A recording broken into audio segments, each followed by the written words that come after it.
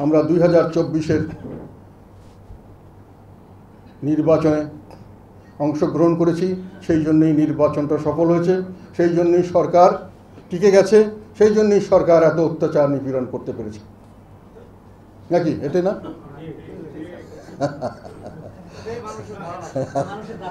এই ধারণাটা 24-এর নির্বাচনের পরের দিন থেকেই দেওয়া শুরু হয়েছিল। আমি জিনিসটাকে ওইভাবে গ্রহণ করিনি, যদিও বারংবার বিভিন্ন বক্তব্য বিবৃতিতে এটা আমি ক্লিয়ার করার চেষ্টা করেছিলাম, কি হয়েছে, কেমন করে হয়েছে, কি হয়নি, বা কিছু কি হতে পারতো, সবগুলো উত্তর আছে।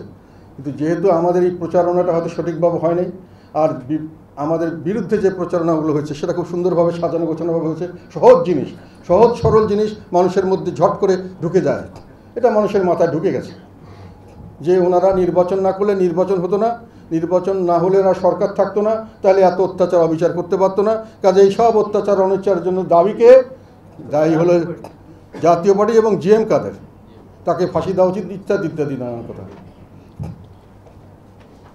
আপনাদেরকে আমি বলতে চাই, প্রথম কথা, আমরা যদি নির্বাচন না করতাম তাহলে কি নির্বাচন হতো না? আমরা নির্বাচন না করলে দুটো বিষয় হতে পারত।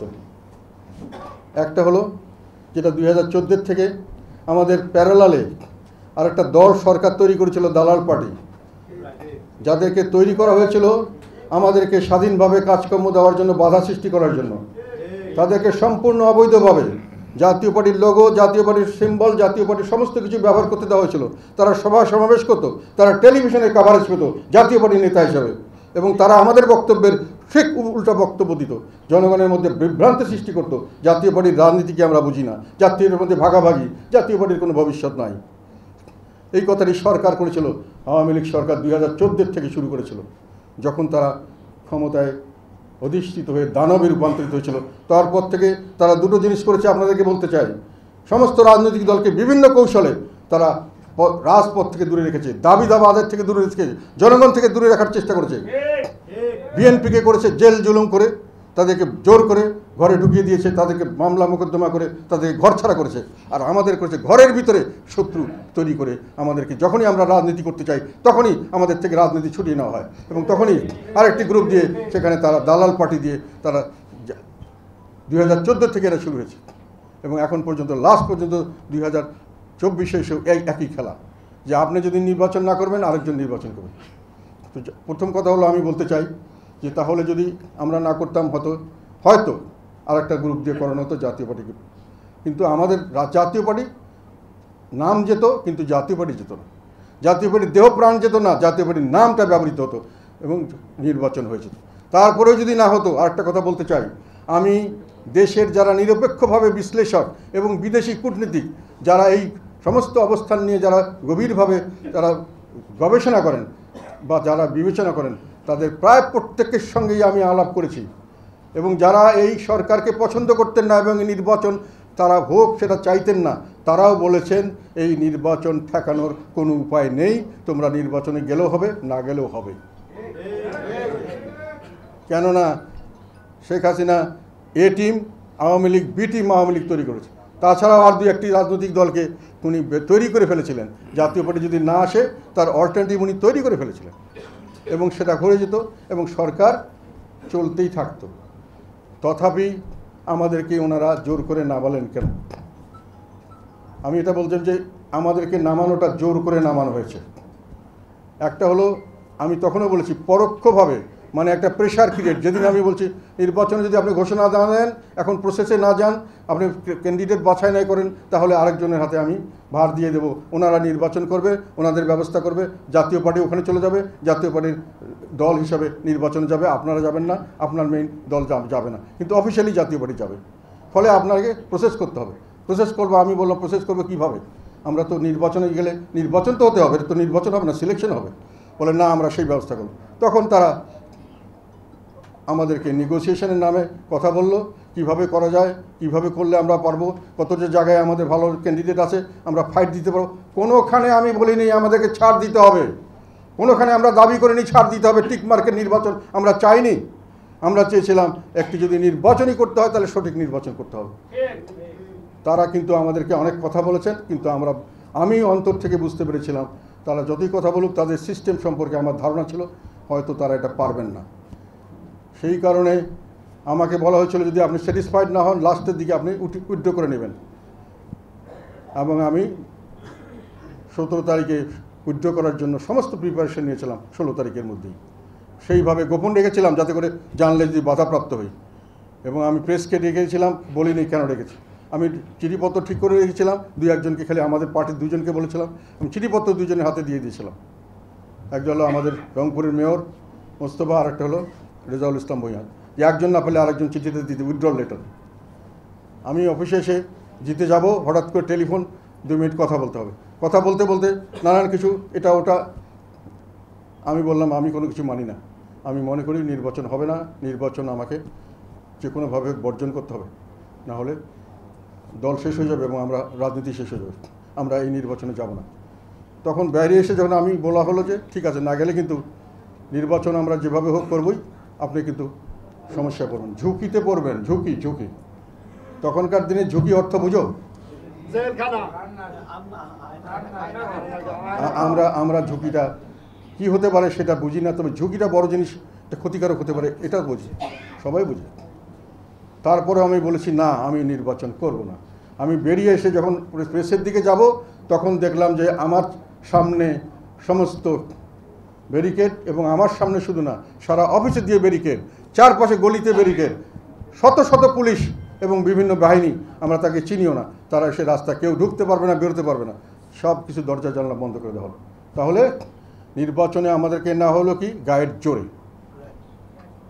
এটার কি আমি কথাটাকে সত্য বলেছি নাকি?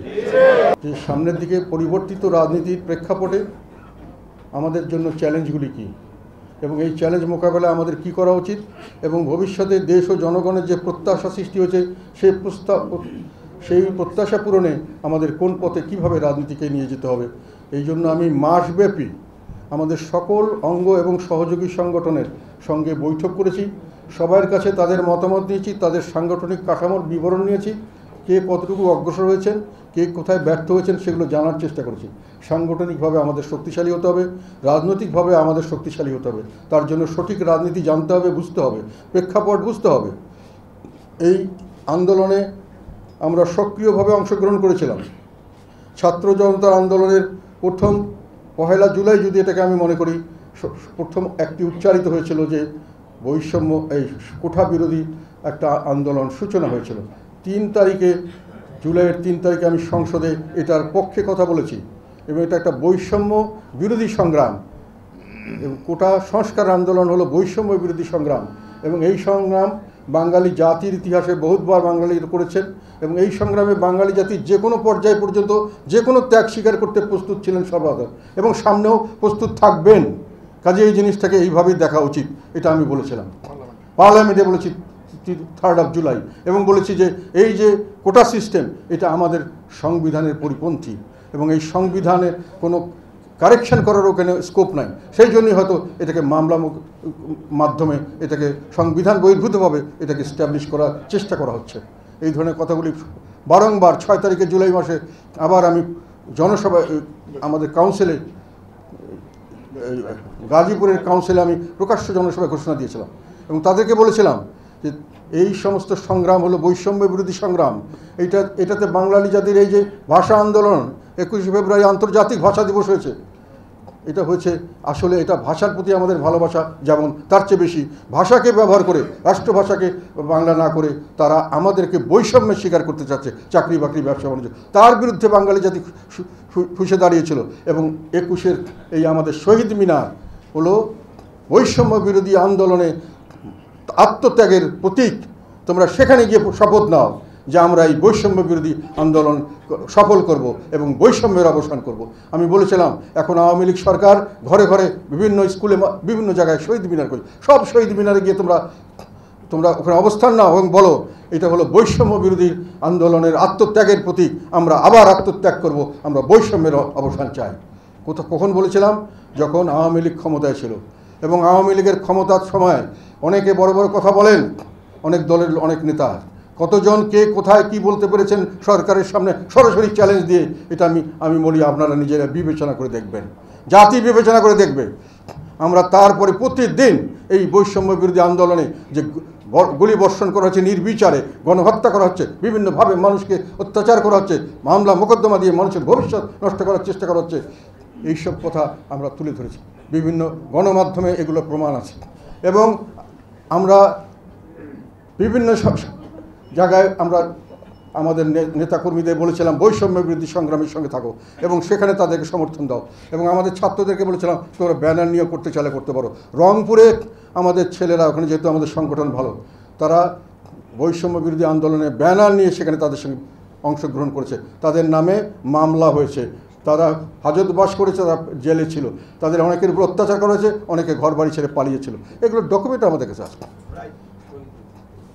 একটা ছেলে শহীদ হয়েছে, ডকুমেন্টটা আমি ইয়ে করার চেষ্টা করছি। গুলি খেয়েছে আমাদের দলের লোক এবং দলীয় নাম দিয়ে তাদেরকে মামলা দেওয়া হয়েছে বিগত সরকারের আমলে, যে জাতীয় পার্টির এই পর্যায়ের নেতা এইখানে আন্দোলনে অংশগ্রহণ করছে, এই কারণে তাকে এই সন্ত্রাসী মামলা ইত্যাদি এক একজনকে 4-5টা 6টা করে মামলা দেওয়া হয়েছে। সেখানে আমাদেরকে পরবর্তীকালে আমরা পার্টিতে যৌথ সভা আহ্বান করেছিলাম 28শে জুলাই। সেই সভায় আমরা সর্বাত্মকভাবে এই সংগ্রামকে সমর্থন জানিয়েছি জাতীয় পার্টির তরফ থেকে, এবং প্রেস কনফারেন্স করে সেটা জানিয়ে দেওয়া হয়েছে। সেখানে আমরা এটাও বলেছি যে নির্বিচারে যার হত্যা করা হয়েছে ছাত্রদের, তার বিচার চাই এবং তার এই সমস্ত বিষয়ে তাদের ক্ষতিপূরণ দেওয়া উচিত, তাদের যথাযথভাবে তাদেরকে সমাজে প্রতিষ্ঠা এবং যারা তাদেরকে রিহেবিলিট করা উচিত, যারা আহত হয়েছেন, যারা বিভিন্নভাবে ক্ষতিগ্রস্ত, তাদের ক্ষতির দিকে দেখা উচিত। আমরা বলেছিলাম শোক দিবস পালন করা হাস্যকর, যেখানে বন্দুকের গুলি দিয়ে দলের নিজের ছাত্রদেরকে মারা হচ্ছে, তার উপর আবার সরকার যদি শোক দিবস পালন বলা ঘোষণা করে, এটা আমরা মানি না, এটাকে আমরা বর্জন করি। কে বলেছে? জাতীয় পার্টি বলেছে। আমরা বলেছিলাম যারা এই আন্দোলনে যারা অংশগ্রহণ করছেন তারা একটা বড় দানবীয় শক্তির বিরুদ্ধে সংগ্রামে লিপ্ত হয়েছেন, যে শক্তিতে বিভিন্ন রাজনৈতিক দল, আমরা বিভিন্ন রাজনৈতিক নেতৃত্ব যেই শক্তিকে আমরা টলাতে পারিনি, তারা তাকে টলিয়ে দিয়ে দেওয়ার জন্য সাহস করেছেন, বুকের রক্ত দেওয়ার জন্য প্রস্তুত হয়েছেন। তার জন্য আমি তাদেরকে বীর মুক্তি সেনা হিসেবে আখ্যায়িত করতে চাই। কে বলেছে? জাতীয় পার্টি বলেছে। এবং দিয়েছিলাম এবং পাশে ছিলাম, আমাদের ক্ষুদ্র শক্তি যতটুকু যেখানে আছে সেখানে আমরা ঝাঁপিয়ে পড়েছিলাম এবং জায়গায় সমস্ত জায়গায় আমরা একের পর এক এর বিরুদ্ধে বিবৃতি দিয়েছি। আমরা মামলা যখন তাদেরকে জেলে নিয়ে যাওয়ার, তাদেরকে ডিবি অফিসে আটক করা হলো, আমরা প্রতিবাদ জানিয়েছিলাম। আমি উকিল ঠিক করেছিলাম তাদের পক্ষে কাজ করার জন্য। বিভিন্ন সময় যখন মনে হয়েছে তাদের সাহায্য দরকার, আমরা বিভিন্নভাবে তাদেরকে সাহায্য করার চেষ্টা করেছি। এই বৈষম্য বিরোধী আন্দোলনের আগেও যে কারণে এই বৈষম্য সৃষ্টি করা হচ্ছে, বৈষম্যের কথাটি, যে বাংলাদেশের মানুষ হাজার বছর ধরে এই বৈষম্যের বিরুদ্ধে সংগ্রাম করেছে। এই বৈষম্যের বিরুদ্ধে সংগ্রাম করে তারা ব্রিটিশ সরকারকে হটিয়েছে, পাকিস্তান সরকারের বিরুদ্ধে তারা 21শে ফেব্রুয়ারিতে তারা ভাষা শহীদের, সেটা হলো বৈষম্য বিরোধী সংগ্রাম। পরে 6 দফা আন্দোলন দিয়েছে, সেটা হলো বৈষম্য বিরোধী আন্দোলন। সেখানে যখন সেই আন্দোলনে জয়লাভের করার জন্য যখন অন্য কোনো উপায় ছিল না, তখন তারা মুক্তিযুদ্ধ নয় স্বাধীনতা যুদ্ধ একসঙ্গে শুরু করেছিল। এই বৈষম্য থেকে মুক্তির জন্য একটি নিজস্ব দেশ, যে দেশটি তাদের দেশ হবে, তাদের জনগণের দেশ, যার মাধ্যমে বৈষম্য দেশ থেকে দূর হবে, সেই বৈষম্য মুক্ত দেশ করার জন্যই আমাদের মুক্তিযুদ্ধ হয়েছিল। আমরা বলেছিলাম আওয়ামী লীগ আসার পরে এতদিন আমরা ভিন্ন দেশীয় লোকের সঙ্গে মারামারি করেছি, যুদ্ধ করেছি, নিজের ঘরে তারা ভাইয়ে ভাই শত্রুতা সৃষ্টি করেছে। আওয়ামী লীগ আর আওয়ামী লীগ নয়, এইভাবে তারা শ্রেণীভুক্ত করে বিভিন্নভাবে মানুষকে বৈষম্যের শিকার করছে। আওয়ামী লীগ হলে সমস্ত ব্যবসা বাণিজ্য চাকরি বাকরি তাদের দেওয়া হবে, না হলে তাদেরকে কিছু দেওয়া হবে না, তাদেরকে কোনো অধিকার দেওয়া হবে না। অলমোস্ট তাদেরকে একটি স্লেভ, কৃতদাসের জাতে পরিণত করার জন্য চেষ্টা করছে। কে বলেছে? জাতীয় পার্টি বলেছে, জিএম কাদের বলেছে। আর 5ই আগস্টের আমরা যখন আনন্দ উল্লাস করছি, তখন একটি শ্রেণীর মানুষ আমাদেরকে বিভিন্নভাবে আমাদেরকে ব্র্যান্ডিং করার চেষ্টা করছে বিভিন্নভাবে। সেই ব্র্যান্ডিংগুলোর উত্তর আমি কিছুটা আমাদের একটু আগে যে 1 ঘন্টা দেখানো হলো, সেখানে বিভিন্ন সময় গণমাধ্যমে আমাদের ভূমিকাটা আমি জানিয়েছি। সেই বিষয়ে আমি কিছু কথা বলতে চাই। ব্র্যান্ডিংটা কি?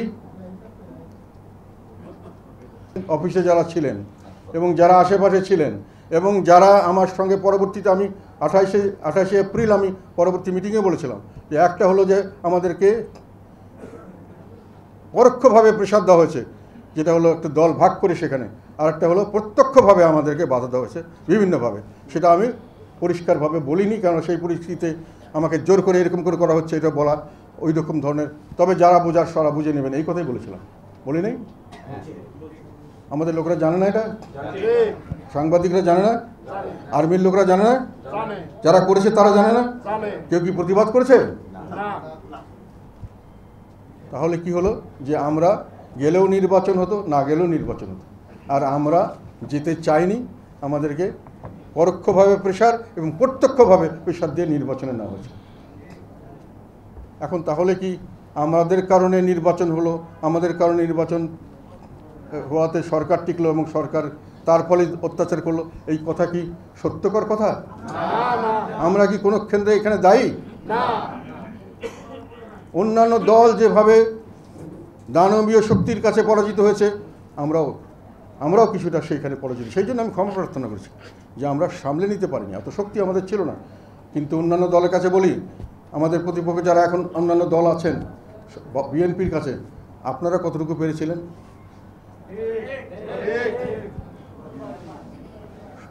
প্রেশারের কাছে তো সবাই সাবমিট করেছে, আমরা কি একাই?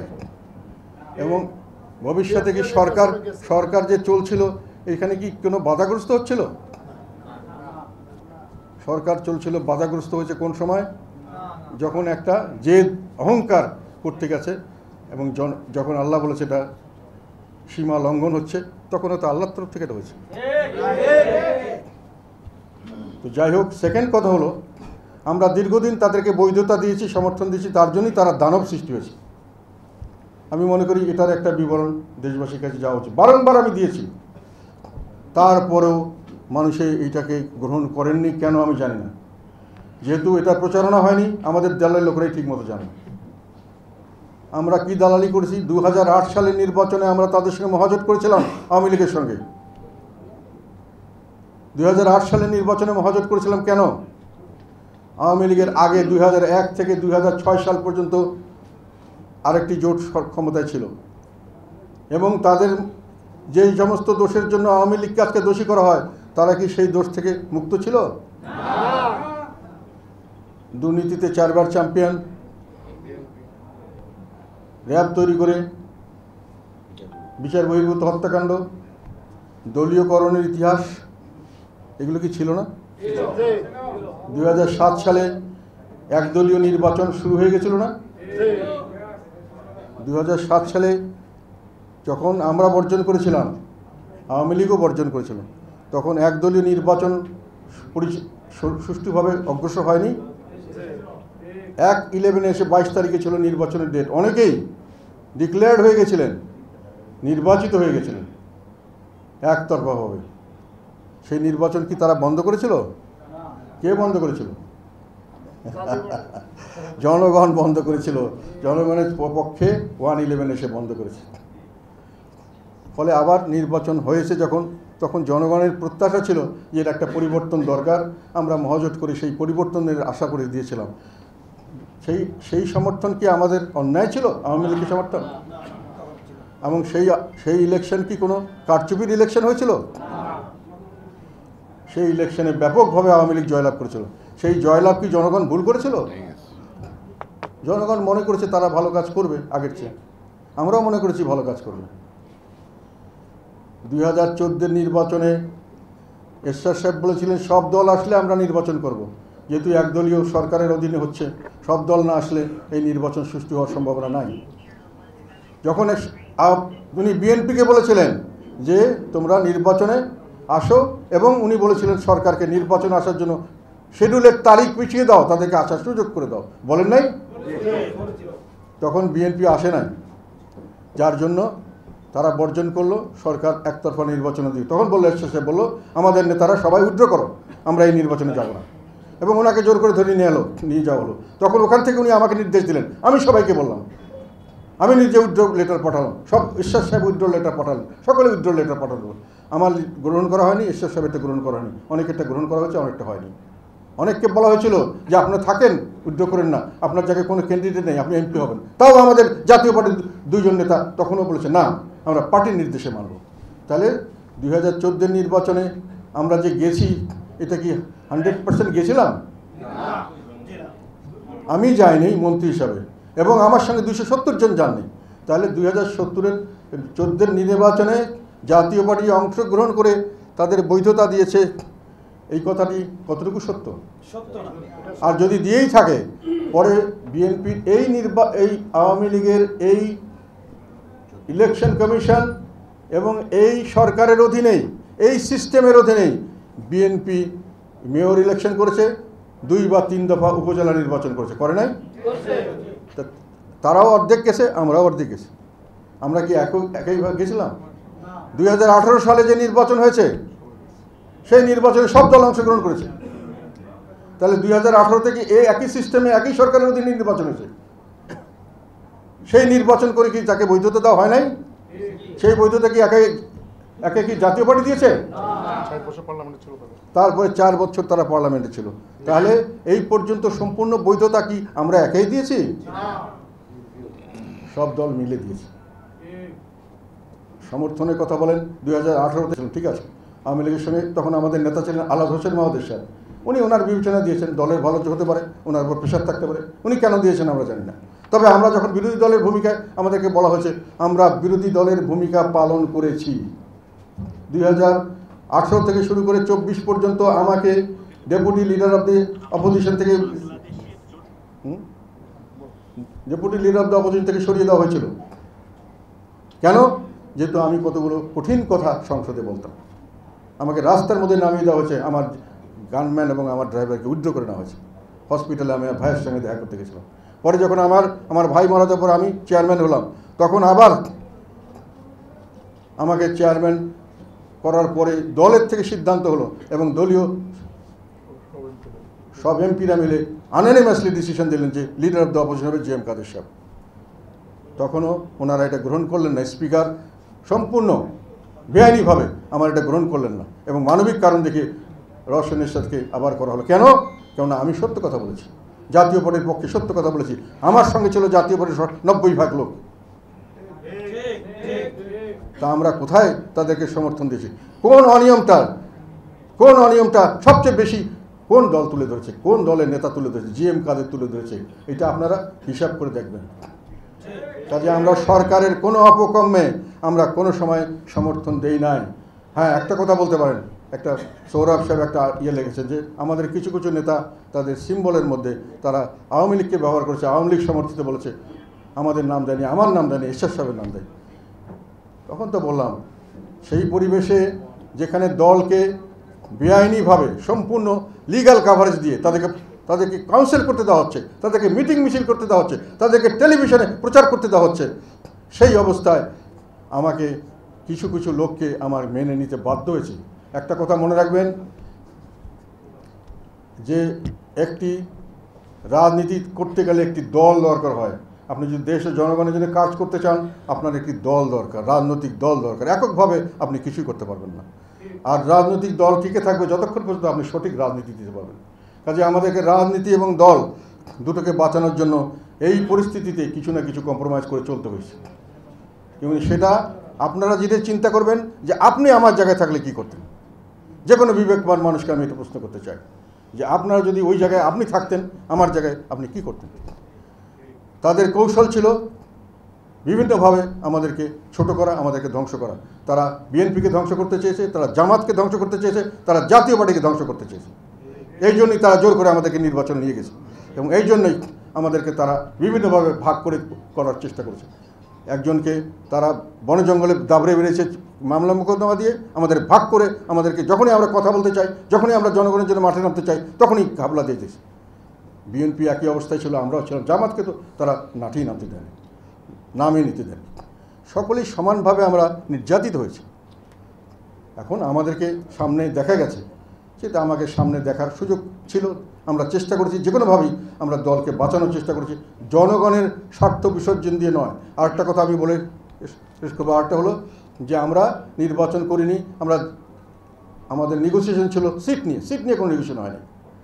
আমরা সিট দিয়েছি যে আমাদের উপযুক্ত ক্যান্ডিডেট এতগুলি, সেখানে আমরা সুন্দর নির্বাচন চাই।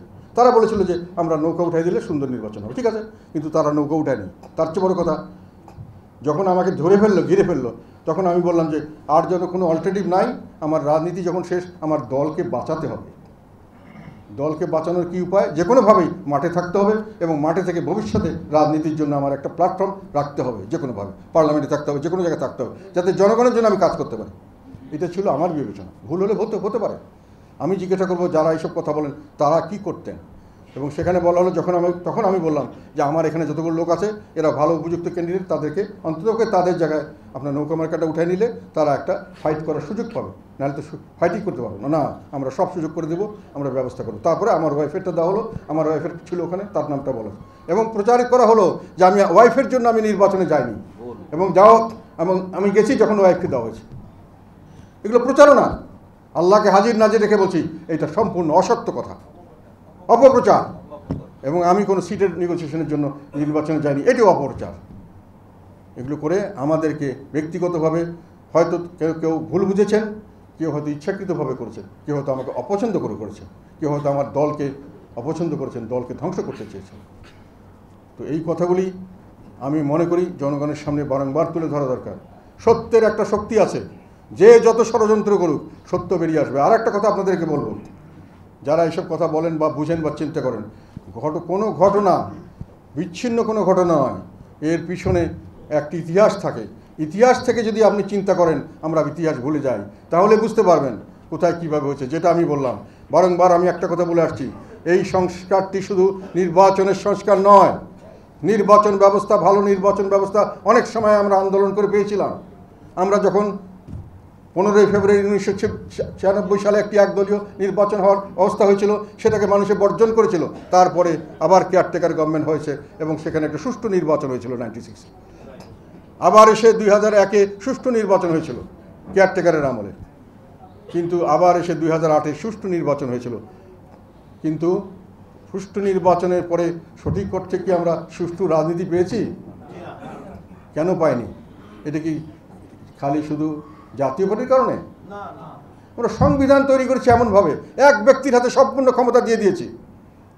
এক ব্যক্তি, উনি শুধু নির্বাহী প্রধান নয়, উনি পার্লামেন্টের প্রধান, উনি বিচার বিভাগের 99 ভাগ ওনার, সমস্ত প্রতিষ্ঠানকে উনি নিজের ইচ্ছা মতো গড়ে তুলতে পারেন, নিজের ইচ্ছা মতো চালাতে পারেন। সেই অবস্থায় লর্ড এটনের একটা কথা আমি বারংবার উল্লেখ করতে চাই।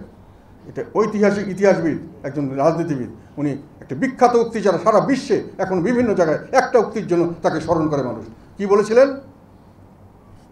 পাওয়ার tends to corrupt, absolute power corrupts absolutely. Power, ক্ষমতা পেলে মানুষের দুর্নীতির দিকে যেতে পারে, যাওয়ার সম্ভাবনা থাকে। আর অ্যাবসলিউট পাওয়ার দিলে নিশ্চিতভাবে সে সম্পূর্ণভাবে দুর্নীতিগ্রস্ত হবে। আমরা সম্পূর্ণভাবে দুর্নীতিগ্রস্ত করে আমরা একটা সংবিধান তৈরি করেছি, এবং সেই সংবিধানকে আরও ক্ষমতা বাড়ানোর জন্য বারংবার পরিবর্তন করেছি। কে করেছে? একে আওয়ামী লীগ করেছে, সব দল মিলে করেছে। সেই ক্ষমতা দিয়ে যে সংবিধান, আপনি আজকে সুষ্ঠু নির্বাচন দিয়ে যাকেই বসাবেন সে দানব হতে বাধ্য। এটা ইতিহাসের সত্য, চরমতম সত্য কথা। Power tends to corrupt, absolute power corrupts absolutely. এটা ঐতিহাসিক সত্য হিসাবে সারা পৃথিবীতে গ্রহণ করা হয়েছে। কাজে আপনি এই ধরনের দিয়ে, যখন আপনি 2008 সালে দিয়েছেন সার্বকভাবে, আওয়ামী লীগ তো দানব হয়েছি। তবে আওয়ামী লীগ না হলে আরেকজন হলে যে দানব হতো না, এই গ্যারান্টি আপনারা দিতে পারবেন? এখন যে কেউ হয় দানব হবে না, গ্যারান্টি দিতে পারবেন? তো আমি চাই যে সুষ্ঠু নির্বাচনে শেষ নয়, আমরা সুষ্ঠু একটি শাসন ব্যবস্থা চাই, একটি সংস্কার চাই, আমরা শাসন ব্যবস্থার সংস্কার চাই আমরা, এবং নির্বাচনের আগেই সুষ্ঠুভাবে নির্বাচনের পরিবেশ চাই, যেখানে দলীয়করণ থাকবে না। আপনারা কি দলীয়করণ এখন দেখছেন? নিশ্চয়ই দলীয়করণ দেখবেন, কেননা আমাদের দেশে দুটি বড় দল দলীয়করণের মাধ্যমে সমস্ত প্রতিষ্ঠানকে নিজের কুক্ষিগত করেছিল। একটি দল চলে যাওয়ার সঙ্গে সঙ্গে আরেকটি দল এসে সেই জায়গাটা অবস্থান নিচ্ছে। এখন আওয়ামী লীগ চলে যাওয়ার পরে আরেকজন এসে সেখানে অবস্থান নিয়ে ফেলেছে। কাজে এই দলীয়করণ কি বন্ধ হয়েছে? তা আমরা যখন নির্বাচনে যাব তখন আমাদের ডিসি সাহেব, আমাদের এসপি সাহেব, পুলিশ ইত্যাদি ইত্যাদি সবাই কি নিরপেক্ষভাবে কাজ করবে বলে আমরা আশা করতে পারি? তাহলে আমরা কি করতে হবে? এগুলোকে তো আমার দেখতে হবে। নির্বাচনটা সুষ্ঠু করার বিষয়ে তো আমাদের এগুলো খেয়াল করতে হবে। বিচার বিভাগ সম্পূর্ণভাবে দলীয়করণ মুক্ত হতে পেরেছে? পেরেছে একটা দিকে, মানে এক দল চলে গেলে আরেক দল, এক দলীয়করণ থেকে আরেক দলীয়করণে আমরা ট্রান্সফার হয়েছি কিনা এটার বিষয়ে সংশয় হয় না? অনেক মামলা হচ্ছে, লক্ষ লক্ষ হাজার হাজার মামলা। তো এইসব কথার জন্য আমি বলতে চাই যে এগুলো জিনিস ঠিক করতে হবে। সংবিধানের ব্যাপারে আরেকটি ব্যাপারে অনেকে অনেক প্রশ্ন করছেন। আমি একটা কথা পরিষ্কার বলতে চাই, সংবিধান পরিবর্তন করতে হবে। সংবিধান যেটা আছে সেটাকে পরিবর্তন করা যাবে যদি পঞ্চদশ সংশোধনীকে বাতিল করা হয়। পঞ্চদশ সংশোধনীতে এমন অনেক জিনিস আছে যেটা সংবিধানের 1/3 কোনো সময় পরিবর্তন করা যাবে না। এই কথাটি কোনো যুক্তিসঙ্গত কথা নয়। কাজেই এটার বিরুদ্ধে রিট হতে পারে, এবং এইটার বিরুদ্ধে রিট হলে একটা বড় টেকনিক্যাল মিস্টেক আছে এই সংবিধান সংশোধনে। সেটা আমি আইনজ্ঞ না, তবে বলছি, সেটা হলো যে তখন নিয়ম ছিল সংবিধান সংশোধন করার পরে এটাকে গণভোটে দিতে হবে। সেই গণভোটে আওয়ামী লীগ সরকার এটাকে দেয়নি, ফলে টেকনিক্যালও একটা মিস্টেক আছে। এটা যদি কেউ রিড করে, আমার ধারণা হয়তো মহামান্য বিজ্ঞ আদালত এটাকে মঞ্জুর করবেন। তাহলে যদি পঞ্চদশ সংশোধনী বাতিল হয় তাহলে অনেক কিছু পরিষ্কার হয়ে যাবে। তারপরে সেই সংশোধনে সেই সংবিধানে আপনারা যে কোনো ধরনের সংশোধনী যোগ করতে পারবেন, এবং সত্যিকার অর্থে একটা গণমুখী এবং এককেন্দ্রিক পাওয়ারটাকে জবাবদিহিতামূলক পাওয়ার ক্ষমতা বন্টন, এই ধরনের একটি সিস্টেম আমরা ইভলভ করতে পারবো। এটার সমস্যার কোনো বিরাট কোনো সমস্যা হবে না। এটি হলো আমাদের স্ট্যান্ড। সেই জন্যই আমরা সুষ্ঠু নির্বাচন চাই, তার জন্য পরিবেশ সৃষ্টি করতে হবে। সেই ধরনের পরিবেশের জন্য আমরা দেখতে চাই, এবং এই কথাটা এই জন্যই বলেছি আমি যে আমরা পরীক্ষা করে দেখতে চাই। আগে আপনি লোকাল গভর্নমেন্ট ইলেকশনগুলো দেন, সেখানে দলীয়করণের প্রভাব কতটুকু হয় এটা দেখার পরেই আমরা সিদ্ধান্ত নেব যে সামনের দিকে আমরা নির্বাচনটা সুষ্ঠু হবে কিনা। আমাদের যখন ক্যান্ডিডেটরা যাবে তাদেরকে ঘরের থেকে বেরোতে দিবে কিনা, সেন্টারে মেরে বের করে দিবে কিনা, বা ডিসি সাহেবরা নিজেই একটা করে এক দলের পক্ষে সরাসরি রিপোর্ট দেবে কিনা, এটা তো আমাদের দেখতে হবে, জানতে হবে, বুঝতে হবে। ফলে ওই জিনিসগুলি আমরা নিশ্চিত হতে চাই। আর জানতে চাই যে এর পরবর্তীকালে যেই ক্ষমতা আসুক উনি যেন দানব না হয়, এই বিষয়টিকে আপনারা কিভাবে বিবেচনা করবেন সেটা আমাদের দেখতে হবে। তো আমরা এই জন্যই আমাদের বর্তমান অন্তর্বর্তীকালীন সরকারের প্রতি আমরা পূর্ণ সমর্থন দিয়েছি।